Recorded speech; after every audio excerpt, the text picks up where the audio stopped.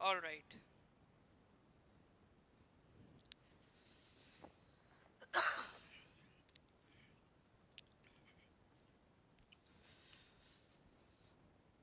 A very good evening to everyone. तो हम लोग आज स्टार्ट कर रहे हैं आपका पॉलिटी के पीवाईक्यूज एपीएसएसबी में आए हुए क्वेश्चंस।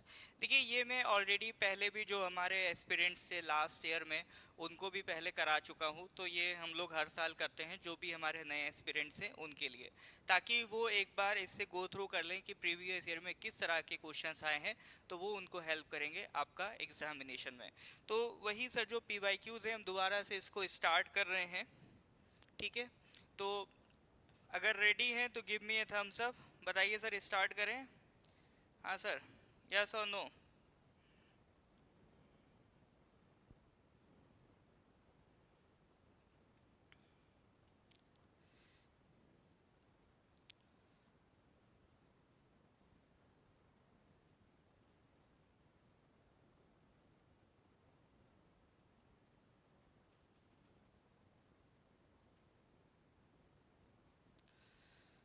चलिए, देखिए सर, कोई भी एग्जामिनेशन होता है तो उसका प्रिपरेशन में एक सबसे इम्पोर्टेंट जो पार्ट होता है वो उसके previous year questions role play करते हैं।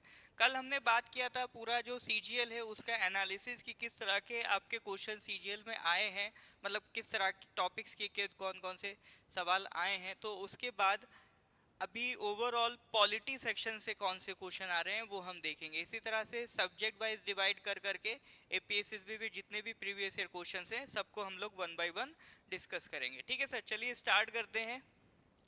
तो ये है सर आपका पहला क्वेश्चन।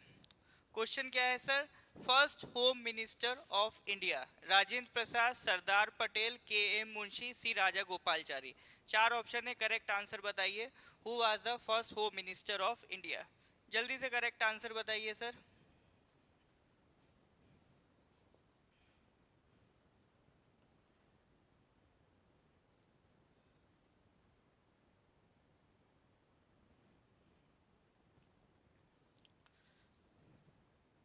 हाँ जी सर।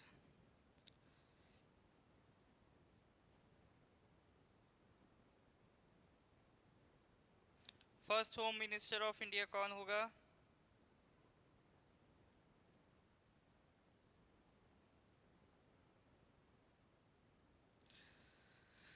देखिए, सिंपल सवाल है, आंसर एक्सपेक्टेड है। जल्दी से करेक्ट आंसर बताइए। A B C D E कौन सा करेक्ट आंसर है? मुझे ऑप्शंस नहीं मिल रहे हैं। बहुत बढ़िया, हाँ सर। तो आपका first home minister of India is Sardar Patel. ये आपका यूडीसी 2020 में क्वेश्चन आया था। पहले सीजीएल नहीं, आपका यूडीसी नाम से ये एग्जाम होता था। ठीक है, तो सरदार वल्लभ भाई पटेल हमारे पहले होम मिनिस्टर थे 1947 से 50, और वो डेप्यूटी प्राइम मिनिस्टर भी थे। ठीक है, उनको आयरन मैन ऑफ इंडिया के नाम से भी जाना जाता है, क्योंकि इंडिया में जो प्रिंसली स्टेट्स को इंटीग्रेट किया है उसमें एक बहुत बड़ा रोल प्ले किया था सरदार वल्लभ भाई पटेल जी ने। ठीक है, तो इसीलिए उनको आयरन मैन ऑफ इंडिया भी कहा जाता है। उनके नाम से एक स्टैचू बना है, एक बार कमेंट करके बताइएगा, सरदार वल्लभ भाई पटेल के नाम से एक स्टैचू बना, उस स्टैचू का क्या नाम है? नेक्स्ट क्वेश्चन आते हैं sir, question number to. Question number to क्या कह रहा है? Supreme commander of the armed forces is defence minister, chief of army staff, president of India, chief of defence staff. ये क्वेश्चन कई बार आपका एपीएसएसबी में रिपीट हो चुका है। बताइए sir, supreme commander of all the defence forces is, क्या होगा करेक्ट आंसर?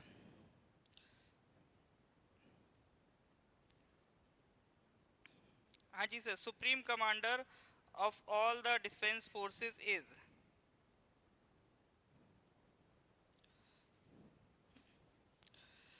तो इसका sir correct answer is president of India. Supreme commander of all the defence forces is president of India. और कॉन्स्टिट्यूशन के कौन से आर्टिकल में ये बात लिखी है, तो आर्टिकल ध्यान रखेंगे, दैट इज आर्टिकल 53। तो as per article 53 supreme commander of defence forces is president of India. तो कोई भी क्वेश्चन प्रीवियस ईयर में आया हुआ होता है तो उससे एक स्टेप आगे चल के आप बात करो। जैसे पहले क्या पूछा है, supreme commander of the defence forces, वो हमने देख लिया प्रेसिडेंट। अब आप क्या करो, एक एडिशनल ये याद कर लो कि भाई ये किस आर्टिकल के अंदर है, कि अगर वो प्रेसिडेंट को सुप्रीम कमांडर बोल रहे हैं तो किस आर्टिकल के अंदर है, तो दैट इज आर्टिकल 53। तो question number two president of India is a supreme commander as per article 53। तो पीवाईक्यूज में मेरी कोशिश है सिर्फ आप क्वेश्चन सॉल्व ना करो, उसके आसपास की जो एडिशनल इंफॉर्मेशन जो आपके एग्जाम में काम आ सकती है वो भी आप करते चलो। ठीक है सर, आ जाओ sir next question, question number 3। Which High Court has jurisdiction over Arunachal Pradesh? तो आप देख सकते हो कि सर जो क्वेश्चंस आते हैं बहुत ज्यादा टिपिकल नहीं आते है ना, तो इसलिए बहुत ज्यादा स्ट्रेस नहीं लेना है। तो अभी तो ये 2020 के ही सवाल चल रहे हैं। बताइए जरा, Which High Court has jurisdiction over Arunachal Pradesh? Naharlagun high court, Itanagar high court, Guwahati high court, Arunachal high court. हाँ जी सर, क्या होगा करेक्ट आंसर?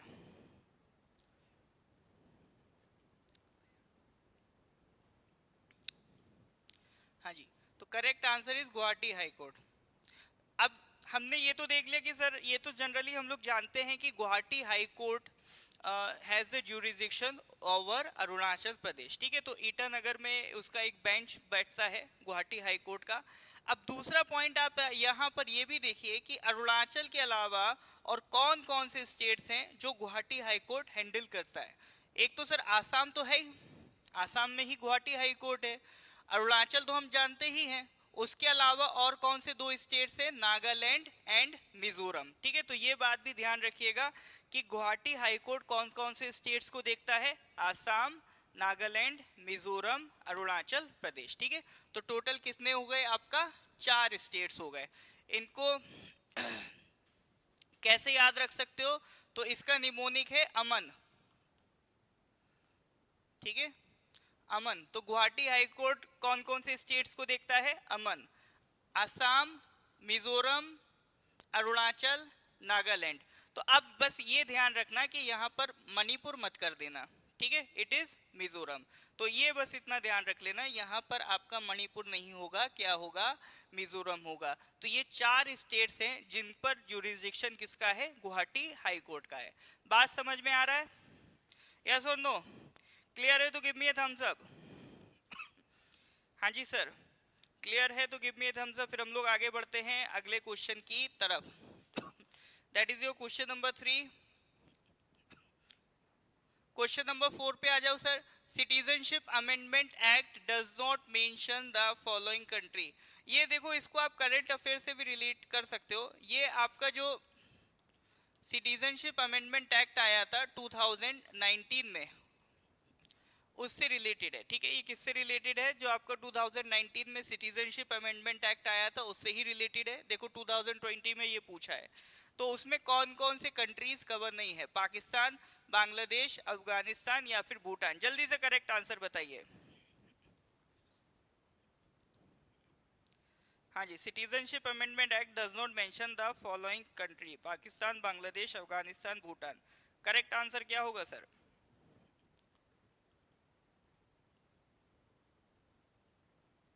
हाँ जी, देखिए ये जो लाइव रखा गया है इस वजह से रखा गया है ताकि आप लोग भी पार्टिसिपेट करें, वरना इसका रिकॉर्डिंग भी डायरेक्ट हो सकता था। ठीक है, रिकॉर्डिंग में मैं बोलता question number 2 answer is this, question number 3 answer is this, लेकिन इसको लाइव रखा गया है। लाइव रखने का सिंपल पर्पस यही है, आप लोगों का भी इंटरेक्शन चाहिए।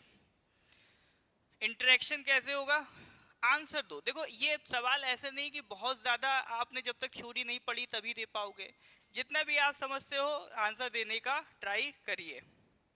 ठीक है, हाँ, तो इसमें से कौन सा नहीं है सर? भूटान। तो सिटीजनशिप अमेंडमेंट एक्ट 2019 जो आपका आया था उसमें भूटान नहीं है।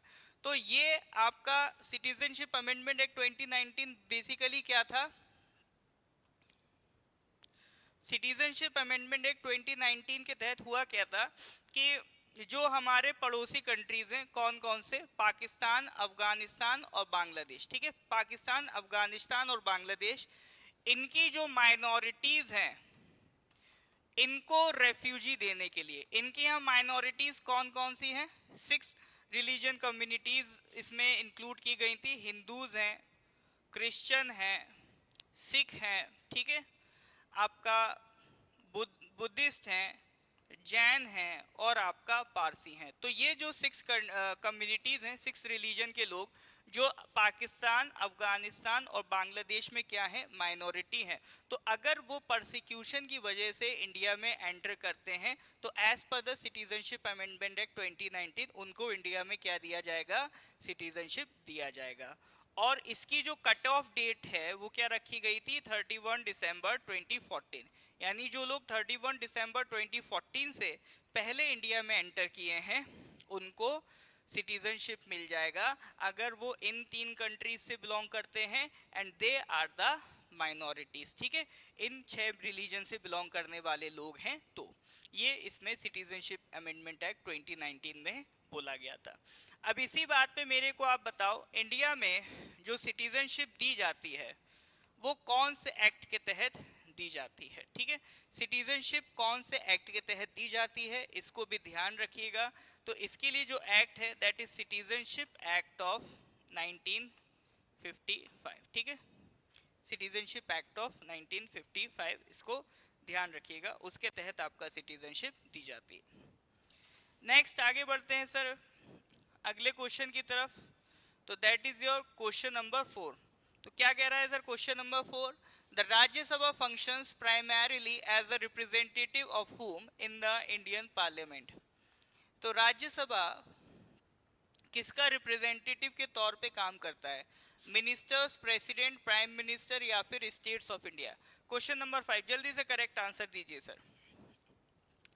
तो राज्यसभा है आपका, it functions primarily as a representative of whom in the Indian parliament. जल्दी से सर करेक्ट आंसर दीजिए। क्वेश्चन नंबर 5 करेक्ट आंसर क्या होगा?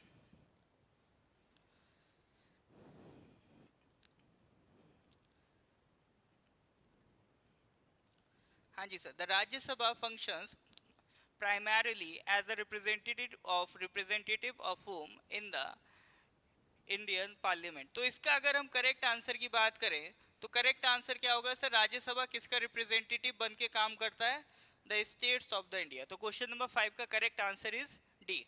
देखो राज्यसभा एक बहुत इंपॉर्टेंट रोल प्ले करता है। कैसे रोल प्ले करता है इसका पहले तो समझो। इंग्लिश में नेम क्या है, काउंसिल ऑफ स्टेट्स। ठीक है, इंग्लिश में नाम क्या है, काउंसिल ऑफ स्टेट्स। यानी ये किसकी बात कर रहा है, स्टेट्स की बात कर रहा है।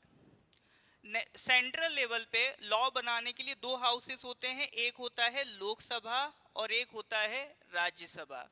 तो राज्यसभा का सिग्निफिकेंस क्या है, देखो जो आपका लोकसभा है इसमें तो मेंबर्स डायरेक्टली इलेक्टेड होते हैं, हम लोग डायरेक्टली वोटिंग करते हैं, लोकसभा मेंबर्स को भेज देते हैं। तो जब ऑलरेडी हमने डायरेक्टली इलेक्ट करके लोकसभा भेज दी तो हमें राज्यसभा की क्या नीड थी, ऐसा क्या हुआ कि सर राज्यसभा बनानी पड़ी। तो राज्यसभा बनाने का पर्पस है कि सर लोकसभा क्या है, सेंट्रल लेवल की बॉडी है। ठीक है, तो वो पूरे देश से हर एक कॉन्स्टिट्यूएंसी से लोग इलेक्ट होके आके यहाँ बैठेंगे। लेकिन सेंट्रल लेवल पे या कह लो यूनियन लेवल पे स्टेट्स की बात सुनी जाएगी कि नहीं सुनी जाएगी, इसकी क्या गारंटी है। तो उसको मेक श्योर करने के लिए क्या बनाया गया, राज्यसभा। क्योंकि राज्यसभा के मेंबर्स कहां से आते हैं, जो स्टेट की असेंबलीज होती हैं, स्टेट की असेंबलीज मेंबर्स नॉमिनेट करती हैं और उनके इलेक्शन के बाद वो कहां बैठते हैं, राज्यसभा। ठीक है, तो जैसे लोकसभा के मेंबर्स को कौन, जनता डायरेक्टली इलेक्ट करती है, और राज्यसभा के मेंबर्स को कौन इलेक्ट करता है, जो स्टेट की असेंबलीज हैं वो इलेक्ट करती हैं राज्यसभा के मेंबर्स को। तो ऑब्वियसली बात है, इनको स्टेट की असेंबलीज अगर इलेक्ट करके यहाँ पर भेज रही हैं तो ये किसकी बात करेंगे, स्टेट्स की बात करेंगे। और राज्यसभा का एक इंपॉर्टेंट पर्पस यही है कि वो स्टेट्स की आवाज को यूनियन में उठा पाए। That is the very important purpose of Rajya Sabha. Clear है बात सर? ठीक है, तो राज्यसभा इसीलिए क्या कहा गया है, it is the voice of the states. बात समझ में आ रही है कि नहीं आ रही है, that is question number 5। Clear है तो give me a thumbs up. हाँ जी सर, यहां तक कोई डाउट है तो बताइए।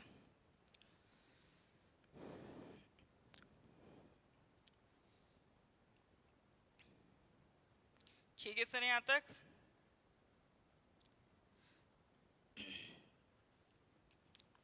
ओके।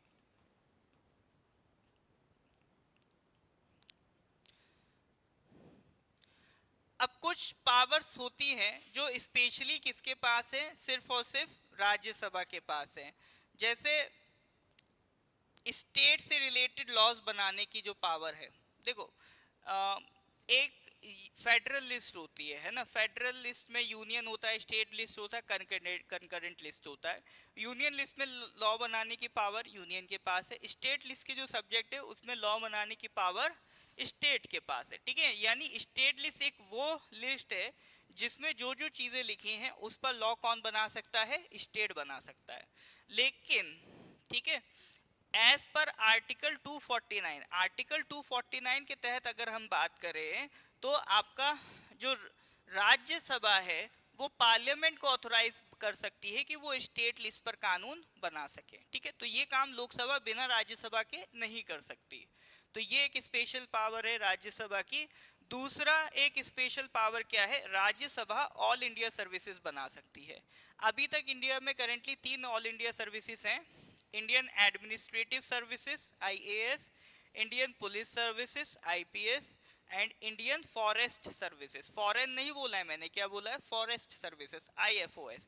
तो कल और कोई ऑल इंडिया सर्विस बननी होगी तो वो कौन बनाएगा, राज्यसभा बनाएगा अंडर आर्टिकल 312। तो ये ऑल इंडिया सर्विस क्या होती है सर, ये वो सर्विस होती हैं जिनमें रिक्रूटमेंट तो यूनियन करेगा बट ये लोग काम कहाँ करेंगे, स्टेट में काम करेंगे, ठीक है। तो स्टेट गवर्नमेंट के पास पावर होगी इनको सस्पेंड कर सके, ट्रांसफर कर सके, लेकिन अगर सर्विस से टर्मिनेट करना है तो वो पावर सिर्फ और सिर्फ किसकी होगी, यूनियन की होगी, ठीक है।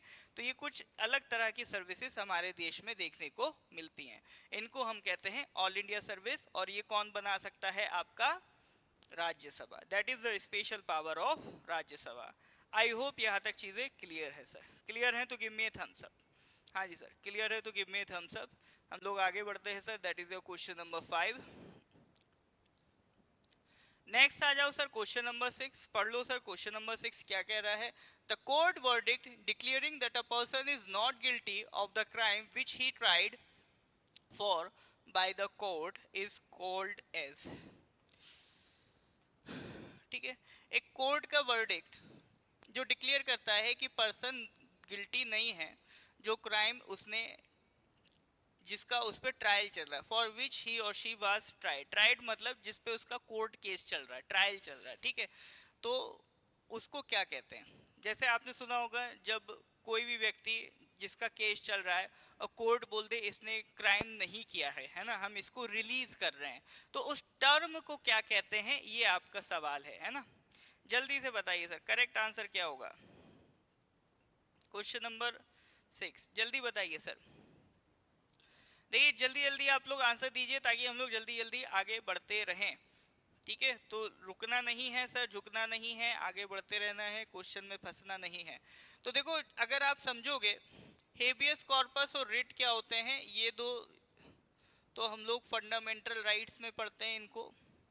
अपील का तो मतलब होता है आप कहीं मान लो केस हार गए, हायर कोर्ट में आप अप्लाई करते हो, है ना, तो वो अपील कहलाता है। इसका करेक्ट आंसर इज एक्यूटल। जब कोई व्यक्ति जिसके ऊपर केस चल रहा हो, केस चलने को कहते हैं ट्रायल, है ना, जिसका ट्रायल चल रहा हो और कोर्ट डिक्लेयर कर दे कि ये क्रिमिनल नहीं है, इसने क्राइम नहीं किया है, तो उसको कहते हैं एक्यूटल। कोर्ट ने उसको क्या दे दिया, एक्यूटल दे दिया। और मान लो अगर कोर्ट कह देते नहीं इसने क्राइम किया है, इसको सजा मिलनी चाहिए, अगर किसी को क्रिमिनल डिक्लेयर कर दिया कोर्ट ने तो वो क्या कहलाएगा, कन्विक्शन, ठीक है। तो कन्विक्शन और एक्यूटल दोनों क्या हैं, अपोजिट टर्म्स हैं। कन्विक्टेड व्यक्ति का मतलब है उसका क्राइम साबित हो चुका है और एक्यूटेड पर्सन का मतलब है उसका क्राइम साबित नहीं हुआ है, that is the difference. I hope ये क्वेश्चन नंबर 6 का ये पॉइंट आपको क्लियर होगा, ठीक है सर। ये आपका 2021 CGL में आया हुआ क्वेश्चन है, यहां तक कोई डाउट है तो डू लेट मी नो, ठीक है। अब एक्यूटल भी सर दो तरह के होते हैं, एक होता है ऑनरेबल, एक होता है ऑन बेनिफिट ऑफ डाउट। दोनों में सर डिफरेंस क्या है, ऑनरेबल एक्यूटल और बेनिफिट ऑफ डाउट वाले एक्यूटल में क्या डिफरेंस है सर। ऑनरेबल एक्यूटल का सर मतलब ये है कि भाई अगर मान लो कोर्ट कन्विंस है कि नहीं ये तो सीधा सीधा प्रूफ हो रहा है इसने क्राइम किया ही नहीं है, अगर कोर्ट कन्विंस है है ना, जो भी एविडेंस दिए गए वो झूठे साबित हों, इस तरह से कोर्ट कन्विंस है इसने क्राइम नहीं किया है, तो वो कहलाएगा ऑनरेबल एक्यूटल, जहां ये प्रूव हो जाए उसने क्राइम किया ही नहीं है। फिर होता है दूसरा केस। दूसरा केस में क्या है, किसी को क्रिमिनल साबित करने के लिए एविडेंस ही नहीं है। मान लो आपको किसी ने, मान लो आप छोड़ो, ऐसा आपने कई बार देखा होगा, कोई व्यक्ति उसको लोग बोरा बांध के, है ना, पीट दमादम बजा के निकल गए। तो मान लो कोई व्यक्ति है, किसी ने बोरा डाला, उसे पीट पाट के चला गया। अब तो देखो क्राइम तो उसके साथ हुआ है और वो समझ रहा है किसने किया होगा, वो कोर्ट गया। अब लेकिन जब वो कोर्ट जा रहा है वो प्रूव नहीं कर सकता कि कोई एविडेंस नहीं है प्रूव करने के लिए कि क्राइम इसने किया है। तो जब लैक ऑफ एविडेंस की वजह से किसी को एक्यूटल मिलता है तो वो कहलाता है acquittal on benefit of doubt. ठीक है, तो एक्यूटल भी दो तरह के होते हैं। नेक्स्ट आ जाओ question number 7। Which article of the Indian Constitution places a duty upon the state to provide a lawyer to any citizen who is unable to engage one due to a poverty or other disability? ठीक है, question number 7 important है, दो बार आ चुका है। एक बार एपीएसएसबी ने पूछा है, एक बार एपीपीएससी ने भी पूछा है। तो इसमें से जैसे किसी व्यक्ति के पास कोर्ट केस लड़ने का पैसा नहीं है, ठीक है, तो कौन सा आर्टिकल ये स्टेट की ड्यूटी, स्टेट मतलब मान के चलो सरकार की ड्यूटी रखता है कि उसको वकील प्रोवाइड करने की रिस्पॉन्सिबिलिटी आपकी है अगर वो केस नहीं लड़ सकता है? बताइए सर। तो आर्टिकल 16, 39A, 42 या 29A, चार ऑप्शन दिए गए, करेक्ट आंसर बताइए सर। ठीक है, हाँ जी सर, करेक्ट आंसर इसमें क्या होगा? करेक्ट आंसर होगा क्वेश्चन नंबर 7, आर्टिकल 39A। ठीक है, तो आर्टिकल 39A क्या कहता है एक बार देख लो सर। इससे ये ऑलरेडी दो बार पूछा है, एक बार आपका सब इंस्पेक्टर का एग्जाम हुआ था, उसमें भी ये क्वेश्चन आया था। ठीक है, तो एज पर आर्टिकल 39A हमें क्या मिलता है? ये एक डायरेक्ट डीपीएसपी है sir, right to free legal aid. ठीक है, हमें क्या मिलता है sir? Right to free legal aid. तो ये एसआई ने जो क्वेश्चन पूछा था सब इंस्पेक्टर में, उन्होंने ऐसे पूछा था right to free legal aid किस आर्टिकल में मिलता है? तो आर्टिकल 39A क्या है sir? Right to free legal aid. इसके तहत अगर कोई भी व्यक्ति, उसके पास कोर्ट के केसेस लड़ने का पैसा नहीं है तो स्टेट की रेस्पॉन्सिबिलिटी है कि उसको हेल्प करे। ठीक है, तो उसी को कहते हैं right to free legal aid. तो चूंकि ये डीपीएसपी का पार्ट है तो ये स्टेट के लिए ड्यूटी बना दिया गया, ये मैंडेटरी ड्यूटी नहीं था, ये आने वाली सरकारों पे छोड़ दिया, जब आपको ठीक लगे इसको फॉलो करो। ठीक है, तो ये कौन से अमेंडमेंट से आया था? आर्टिकल 39 ने शुरू से संविधान में नहीं था, it was added by 42nd amendment 1976। ठीक है, तो 39A के बारे में दो तीन बातें ध्यान रख लो क्योंकि ऑलरेडी ये दो बार पूछ चुका है, तो इसके आसपास की चीजें आपको क्लियर होना जरूरी है। पहला पॉइंट तो ये कि ये right to free legal aid है। किस में आता है सर? ये DPSP, that is part 4 of the constitution. DPSP मतलब पार्ट 4 ऑफ द कॉन्स्टिट्यूशन में आता है। कौन सी अमेंडमेंट से आता है? 42nd अमेंडमेंट 1976 से आता है। ठीक है, और इसी को फॉलो करते हुए आगे चल के एक कानून बनाया गया, लीगल सर्विसेज अथॉरिटीज एक्ट। ठीक है, कौन सा कानून बनाया गया? लीगल सर्विसेज अथॉरिटीज एक्ट 1987, जिसके तहत एक बॉडी बनाई गई NALSA, national legal services authority, जिसका काम क्या है? वही फ्री लीगल एड प्रोवाइड करने का काम है। ठीक है, तो हमने देखा article 39A free legal add, part 4 DPSP में आता है। कौन से अमेंडमेंट से आया? 42nd amendment. और इसी के तहत आगे चल के कौन सी बॉडी क्रिएट की गई? नालसा क्रिएट की गई, under which act legal services authorities act of 1987। ठीक है, तो ये चार पॉइंट है, ध्यान रखिएगा एग्जाम पॉइंट ऑफ व्यू से। आई होप यहाँ तक चीजें क्लियर हैं। क्लियर है तो गिव मी थम्स अप। हाँ जी सर, यहाँ तो कोई डाउट है तो बताइए।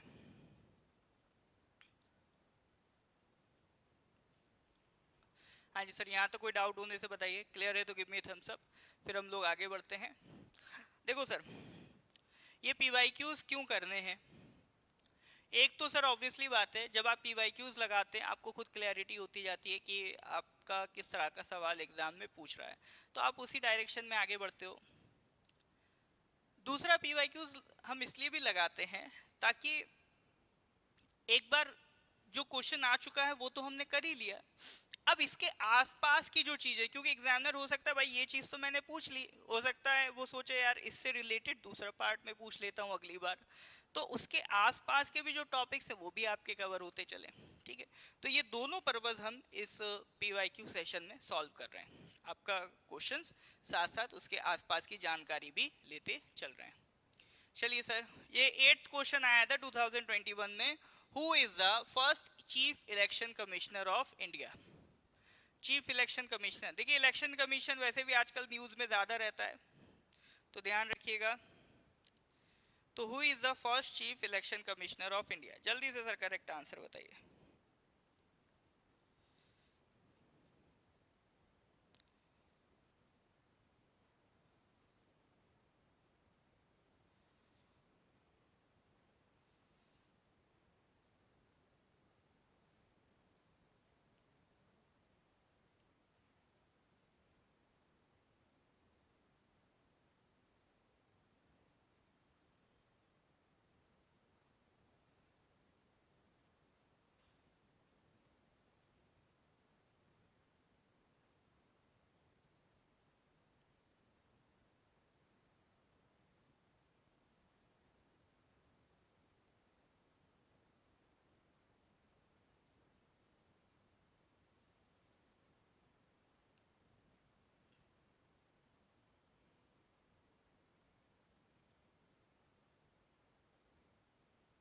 हाँ जी सर, बहुत बढ़िया, बहुत सही जवाब दिया। Correct answer is Sukumar Sen. Who is the first chief election commissioner of India? Correct answer is Sukumar Sen. जो सुकुमार सेन है उनकी लाइफ पे आपका एक मूवी भी बन रही है, आई होप थोड़ा सा इंटरेस्टिंग होगा देखने में। ठीक है, तो सुकुमार सेन जो एक खुद है ना देश के अनसंग हीरो उनमें से एक थे, तो भारत का पहला इलेक्शन कराना इतना बड़ा डेमोक्रेसी का और आगे के ऐसा प्रेसिडेंट सेट करना कि इलेक्शन कमीशन इंडिया में बहुत ही रेप्यूटेड बॉडी है। तो ये लेगेसी कहाँ से शुरू हुई? सुकुमार सेन से शुरू हुई। तो सुकुमार सेन का इसमें बहुत बड़ा इंपॉर्टेंट रोल है, तो उनको तो याद करना बनता ही है। तो फर्स्ट चीफ इलेक्शन कमिश्नर कौन थे हमारे? सुकुमार सेन थे। तो इलेक्शन कमिश्नर जो था, इलेक्शन कमीशन ऑफ इंडिया, ये बॉडी कब बनी थी? इट वाज एस्टैब्लिश्ड ऑन 25 जनवरी 1950। देखिए इंटेंशनली 25 जनवरी को बनाया है, क्यों? क्योंकि 26 जनवरी को हम क्या बनने वाले थे? रिपब्लिक बनने वाले थे। अब मान लो इलेक्शन कमीशन उस टाइम तक नहीं बना होता, तो ये कैसा रिपब्लिक होता है जिसके पास इंडिपेंडेंट इलेक्शन कमीशन नहीं होता? ठीक है, तो इसीलिए रिपब्लिक बनने से पहले एक दिन पहले ही हमने क्या बना दिया? इलेक्शन कमीशन ऑफ इंडिया, ताकि दुनिया को संदेश दे कि हम एक एक्चुअल में डेमोक्रेसी, एक रिपब्लिक देश बनने जा रहे हैं जहां पर लोगों की वोट का वैल्यू होगा। इसीलिए हमने क्या बनाया? एक दिन पहले इलेक्शन कमीशन ऑफ इंडिया। और इसी 25 जनवरी को हम कैसे सेलिब्रेट करते हैं? As a national voters day. ठीक है, तो ये भी ध्यान रखिएगा, ये जो 25 जनवरी 1950 है, it is celebrated as a national voters day. बाकी जो आपका इलेक्शन कमीशन है ये कौन से पार्ट में है? कॉन्स्टिट्यूशन में पार्ट 15 आर्टिकल 324 से लेकर 329 के बीच आता है। ठीक है, तो आपका जो इलेक्शन कमीशन है वो कॉन्स्टिट्यूशन का पार्ट 14 आर्टिकल 325 4 से लेकर 329 के बीच आपका आता है। ठीक है सर, ठीक है, पीडीएफ तापिंग जी करवा देंगे आपको, है ना, टेंशन ना लो। तापिंग जी आपके ग्रुप में ऑलरेडी पीडीएफ जा चुका है ना, अपना जो पेड कोर्सेस है उसमें मैं ऑलरेडी टेस्ट करवा चुका हूँ। ये पॉलिटी के जो क्वेश्चंस मैं करवा रहा हूँ आप लोगों को ऑलरेडी मैंने टेस्ट करवाया था इसका। क्वेश्चन नंबर 9, ये CHSL का है 2021 का। Consider the following statements A and B about national flag of India. National flag से रिलेटेड आपका स्टेटमेंट दिए, करेक्ट आंसर बताना है। स्टेटमेंट ए है the national flag shall be rectangular in shape.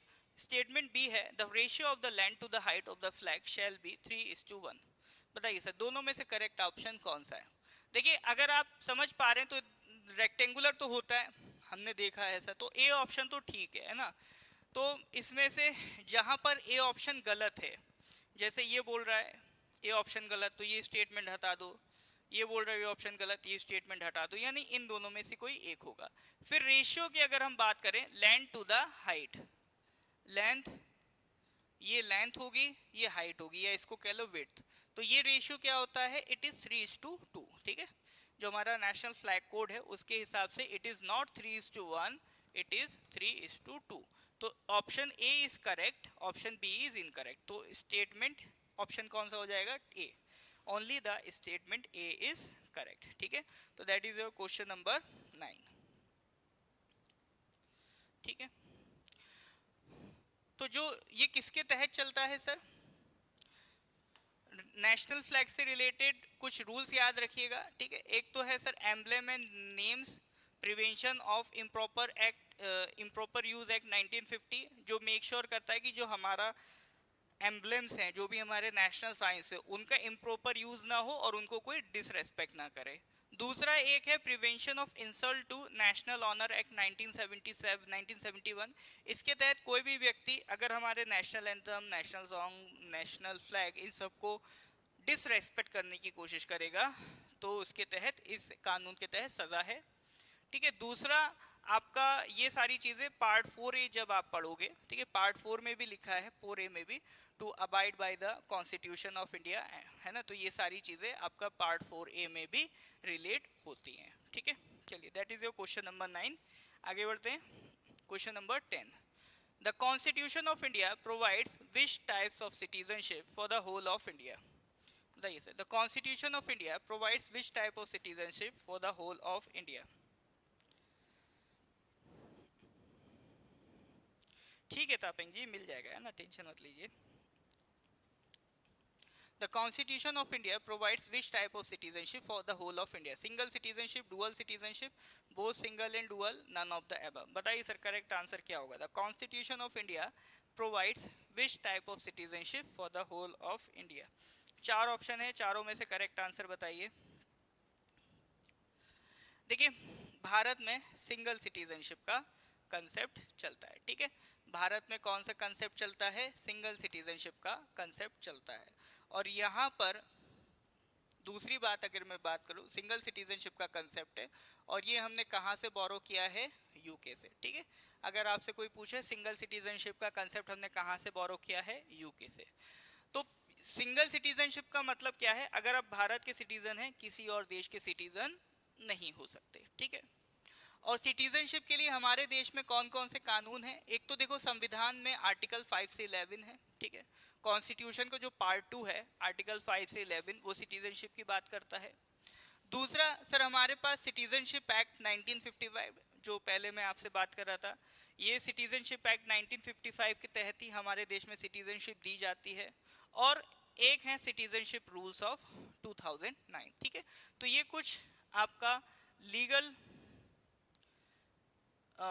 Significance है इन सब का हमारे देश के सिटीजनशिप में। ठीक है सर, क्लियर है? हाँ जी सर, यहाँ तो कोई डाउट होने से बताइए। क्लियर है तो give me a thumbs up. फिर हम लोग आगे बढ़ रहे हैं सर, कोई डाउट होने से बताइएगा। आगे बढ़ते हैं सर, क्वेश्चन नंबर 11।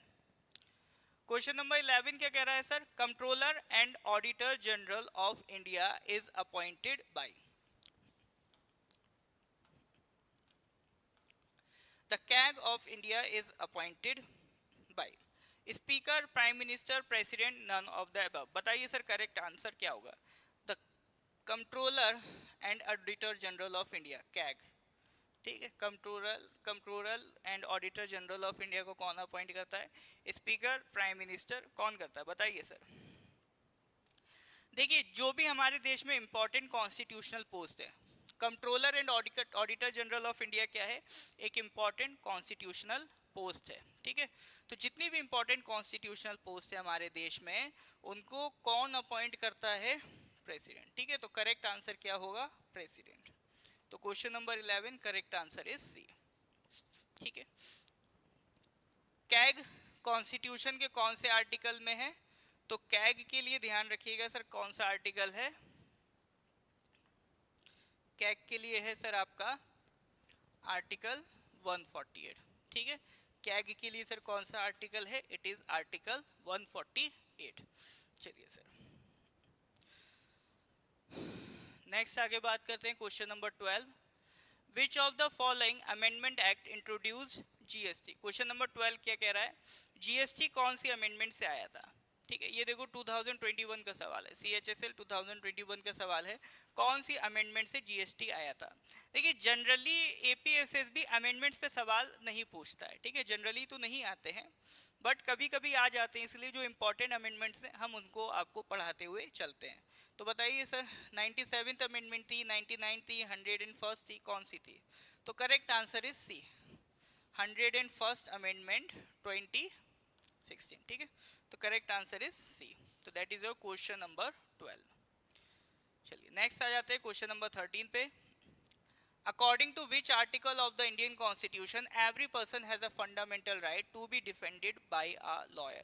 सबको वकील मिलेगा, है ना, सबको वकील से डिफेंड किया जाएगा। कौन सा आर्टिकल है, जल्दी बताइए sir. Question number 12, which according to which article of the Indian Constitution every person has a fundamental right to be defeated by a lawyer?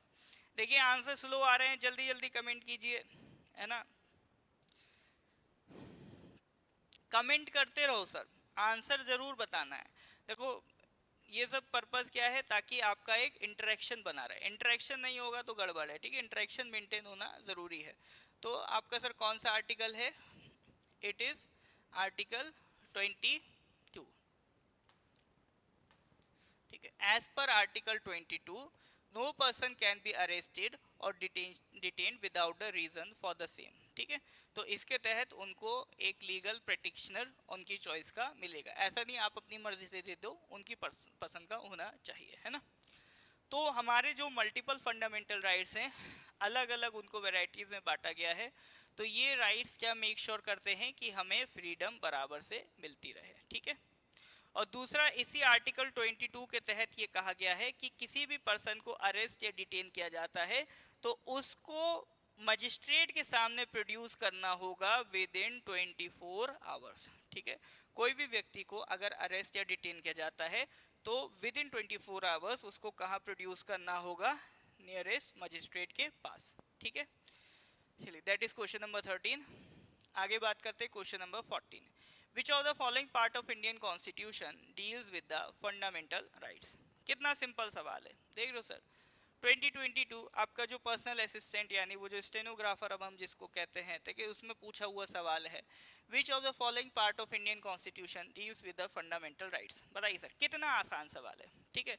ये तो सर फंडामेंटल राइट का पहले ही क्लास का पहला ही लाइन में बताता हूँ। फंडामेंटल राइट्स कौन से पार्ट में आते हैं? पार्ट 3 में आते हैं। फंडामेंटल राइट सर पॉलिटी का सबसे इंपॉर्टेंट सेक्शन है, ठीक है, आप इसको छोड़ के मत जाइएगा कभी भी। तो पॉलिटी में कुछ पढ़े ना पढ़े, मेक श्योर करिए फंडामेंटल राइट्स जरूर पढ़ें। तो पार्ट 3 में लिखा है, इसको Magna carta of the Indian constitution भी कहा जाता है, ठीक है। तो जनरल जो आर्टिकल्स है 14 से 18 उनको हम राइट टू इक्वालिटी कहते हैं, 19 से 22 को राइट टू फ्रीडम कहते हैं, 23 से 24 को राइट अगेंस्ट एक्सप्लॉइटेशन कहते हैं, 25 से 28 को हम right to freedom of religion, 29 से 30 को हम कहते हैं कल्चरल एंड एजुकेशनल राइट्स, और 32 को हम क्या कहते हैं? राइट टू कॉन्स्टिट्यूशनल रेमेडीज, ठीक है। तो ये सर हमारे राइट्स हैं, these are covered under which part? Part 3 of the constitution. पढ़ते हैं सर आगे।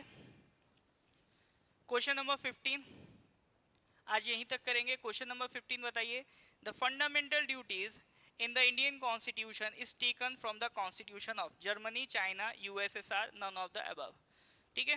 जैसे पार्ट 3 है हमारे कॉन्स्टिट्यूशन में फंडामेंटल राइट्स, पार्ट 4 है DPSP, एक पार्ट 4A बाद में ऐड हुआ था 42nd अमेंडमेंट से, दैट इज फंडामेंटल ड्यूटीज।